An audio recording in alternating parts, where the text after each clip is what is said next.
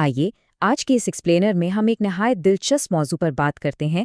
ہم یہ سمجھنے کی کوشش کریں گے کہ آخر ایک کلینکل سائیکالوجسٹ کام کیسے کرتا ہے، وہ دماغی الجھنوں کو کیسے سلجھاتا ہے۔ دیکھیے، کسی کے ذہن کو پڑھنا کوئی جادو نہیں ہے، بلکہ یہ ایک باقاعدہ سائنسی اور منظم طریقہ ہے، اور یقین مانیے اس پورے پروسیس کو سمجھنا واقعی بہت زبردست ہے۔ تو آج ہم کن چیزوں پر فوکس کرنے والے ہیں؟ پہلے ہم کلینکل سائیکالوجسٹ کے مائنڈ سیٹ کو سمجھیں گے، پھر اس تھیوری کو برائن نام کے ایک لڑکے کے کیس پر اپلائی کر کے دیکھیں گے۔ اس کے بعد بات ہوگی کہ کس طرح تبدیلی یا چینج لایا جاتا ہے۔ چوتھے حصے میں ہم اس پروفیشن کے پریکٹیکل لینڈسکیپ کو دیکھیں گے، اور آخر میں اس فیلڈ کے فائدے، نقصانات اور حدود پر بات ہوگی۔ تو چلیے شروعات کرتے ہیں پہلے حصے سے، یعنی ایک کلینکل سائیکالوجسٹ کا دماغ آخر کام کیسے کرتا ہے۔ اس پروفیشن کو صحیح معنوں میں سمجھنے کے لیے ہمیں اس بنیادی فریم ورک کو دیکھنا ہوگا جس کے تحت یہ ایکسپرٹس انسانی رویوں کو پروسیس کرتے ہیں۔ دراصل ان کے سوچنے کا عمل 4 الگ الگ مگر ترتیب بار مرحلوں پر مشتمل ہوتا ہے۔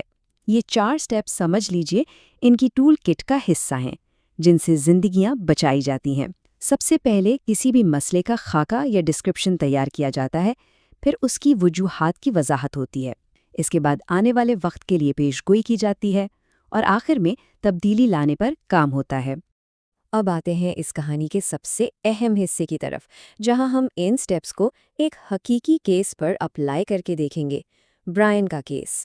اس تھیوری کو پریکٹیکل شکل میں دیکھنے کے لیے چلیے ایک انتہائی حساس ریئل ورلڈ سینیریو کو دیکھتے ہیں۔ یہ ٹائم لائن 16 سالہ برائن کی زندگی میں ہونے والے واقعات کو بیان کرتی ہے۔ ذرا سوچئے، صرف 12 مہینے پہلے اس کے والدین کی طلاق ہوئی، 11 مہینے پہلے مالی مشکلات کے ساتھ وہ ایک نئے شہر میں شفٹ ہوا، بالکل اکیلا، اور پھر صرف 3 مہینے پہلے اس نے شدید ڈپریشن میں آ کر اپنی جان لینے کی کوشش کی۔ یہ صرف چند پوائنٹس نہیں ہیں، یہ ایک ٹوٹے ہوئے انسان کی کہانی ہے۔ اب سوال یہ پیدا ہوتا ہے کہ کیا اس مسئلے میں کوئی خاص پیٹرن تھا؟ پہلے مرحلے میں، یعنی خاکہ بنانے میں، سائیکالوجسٹ صرف بیماری کو نہیں دیکھتا، وہ باقاعدہ ایک منظم طریقے سے معلومات اکٹھی کرتا ہے۔ اس کا مقصد وقت کے ساتھ اس نوجوان کی خوبیوں، اس کی صلاحیتوں اور ان رویوں کو ڈاکیومنٹ کرنا ہوتا ہے جو مسئلے پیدا کر رہے ہیں۔ مطلب صرف اندھیرے کو نہیں دیکھنا، بلکہ یہ بھی دیکھنا ہے کہ روشنی کہاں کہاں ہے۔ معلومات جمع ہونے کے بعد آتا ہے دوسرا سٹیپ، وضاحت۔ آخر برائن نے خودکشی کی کوشش کیوں کی؟ یہاں سائیکالوجسٹ کیئرفلی ایسے ماڈلز بناتا ہے جن سے وجوہات کو ٹیسٹ کیا جا سکے۔ کیا صرف والدین کی طلاق نے اس ڈپریشن کو جنم دیا، یا اس میں کچھ اور بائیولوجیکل اور ماحولیاتی فیکٹرز بھی شامل تھے؟ یہ بالکل ایک جاسوس کی طرح سوچنا ہے، جہاں صرف ایک چیز پر انحصار نہیں کیا جاتا، بلکہ سائیکالوجی کی وسیع ریسرچ کو استعمال میں لایا جاتا ہے۔ جب مسئلے کی سمجھ آ گئی اور وجوہات معلوم ہو گئیں، تو تیسرا قدم ہے مستقبل کی طرف دیکھنا، یعنی تبدیلی کی پیشگوئی اور اسے حقیقت بنانا۔ اب سائیکالوجسٹ کو یہ سوچنا ہے کہ کیا یہ مسائل آگے بھی چلتے رہیں گے یا باقاعدہ تھیراپی کی ضرورت ہے۔ اسے کہتے ہیں پیشگوئی کا مرحلہ۔ اس میں پاسٹ کی ریسرچ اور مسلسل مشاہدات کی مدد سے یہ اندازہ لگایا جاتا ہے کہ فیوچر میں خودکشی کے خیالات دوبارہ آنے کے کتنے چانسز ہیں۔ کیا یہ وقتی دور ہے جو گزر جائے گا، یا کوئی ٹھوس قدم اٹھانا پڑے گا؟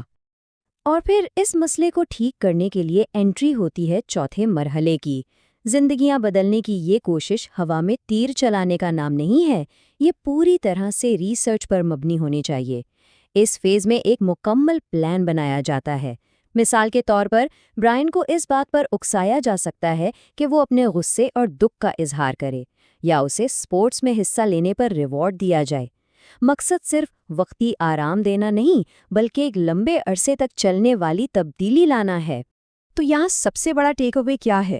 وہ یہ کہ کلینکل سائیکالوجسٹس کوئی مشینیں ٹھیک کرنے والے میکینک نہیں ہیں۔ وہ اس بات کو سمجھنے کے لیے پرعزم ہوتے ہیں کہ لوگ آخر بدلتے کیسے اور کیوں ہیں۔ ایک مخصوص ٹیکنیک اگر کسی ایک شخص پر کام کر رہی ہے تو اس کے پیچھے کیا سائنس ہے، ان کو یہ سب اسی لیے جاننا ہوتا ہے تاکہ وہ ان طریقوں کو مزید بہتر بنا سکیں اور انہیں دوسرے مختلف مسائل پر بھی اپلائی کر سکیں۔ آئیے اب تھوڑا سا براڈ پکچر کی طرف چلتے ہیں اور دیکھتے ہیں اس فیلڈ کا حقیقی پیشہ ورانہ منظرنامہ۔ ہم نے یہ تو دیکھ لیا کہ ایک ماہر نفسیات کرائسس کو کیسے ہینڈل کرتا ہے، لیکن آخر یہ سب ہوتا کہاں ہے؟ 1997 के इस डेटा को देखिए। ये फिगर साफ बताते हैं कि उस वक्त प्राइवेट प्रैक्टिस और यूनिवर्सिटियों का इस फील्ड में कितना बड़ा होल्ड था। लगभग आधी तादाद प्राइवेट प्रैक्टिस में थी। इससे एक बात तो बिल्कुल वाज़ेह होती है कि क्लिनिकल साइकोलॉजी का मतलब सिर्फ अस्पतालों में काम करना नहीं है। दरअसल प्राइवेट प्रैक्टिस में लोग अपने बॉस खुद होते हैं। वो एक आम मेडिकल डॉक्टर या डेंटिस्ट की तरह आज़ादाना तौर पर पेशेंट्स को डील करते हैं और साइकोथेरेपी प्रोवाइड करते हैं। शायद यही वजह है कि इस फील्ड में बाकी माहिरीन के मुकाबले में जॉब सैटिस्फैक्शन ज़्यादा और स्ट्रेस थोड़ा कम होता है। अपनी मर्जी से काम करने की आज़ादी का अपना ही मज़ा है ना। लेकिन लैंडस्केप सिर्फ यहाँ तक महदूद नहीं है। ये फील्ड बेहद डाइवर्स है। ज़रा सोचिए, आपको माहिरीन नफ्सियात कॉलेज के लेक्चर हॉल्स में पढ़ाते हुए भी मिलेंगे, जेलों में रिस्क असेस करते हुए भी, और बड़ी बड़ी कॉरपोरेट कंपनियों में एम्प्लॉयज़ का स्ट्रेस कम करते हुए भी नजर आएंगे। यहाँ तक कि वो फौज में भी ऑफिसर रैंक पर अपनी खिदमात अंजाम देते हैं। उनकी एक्सपर्टीज़ हर जगह ज़रूरी है। हर प्रोफेशन की तरह इस फील्ड की भी कुछ हकीकतें हैं। चलिए देखते हैं इसके फ़ायदे, नुकसानात और हुदूद। देखिए, किसी की बिखरी हुई जिंदगी को संवारना जितना खूबसूरत एहसास है, उस तक पहुंचने का रास्ता उतना ही मुश्किल होता है। एक तरफ तो बहुत ज़्यादा ज़ाती इत्मीनान मिलता है, अपना बॉस खुद होने का लुत्फ मिलता है, लेकिन दूसरी तरफ सालों की लंबी और थका देने वाली तालीम है। फिर वो केसेस जहां तमाम कोशिशों के बावजूद क्लाइंट में कोई बेहतरी नहीं आती, जो कि वाकई दिल तोड़ देने वाला होता है। और हाँ, हेल्थ इंश्योरेंस के पेपर वर्क का लंबा चौड़ा अज़ाब अलग, ये एक मुकम्मल बैलेंसिंग एक्ट है। और जहाँ तक उनके पेशेंट्स की बात है, तो उनका दायरा कार भी बहुत वसी है। एक छोटे बच्चे से लेकर एक बुजुर्ग तक, एक अकेले फर्द से लेकर पूरे के पूरे खानदान या कॉर्पोरेट सिस्टम तक। जिस तरह ह्यूमन डायनामिक्स अलग अलग होते हैं, बिल्कुल इसी तरह इनकी सर्विसेज हर किस्म के हालात में अप्लाई होती हैं। तो इस एक्सप्लेनर को ख़त्म करते हुए सबसे अहम और गहरी बात जो हमें समझ आती है वो ये है कि सालों की सख्त ट्रेनिंग और इंसानी दिमाग की बारीकियों को समझने के बावजूद एक अजीम साइकोलॉजिस्ट वही होता है जो ये जानता हो कि उसे कब पीछे हटना है। ये मानना कि मेरे पास हर चीज़ का जवाब नहीं है, दरअसल उनकी सबसे बड़ी प्रोफेशनल जिम्मेदारी है।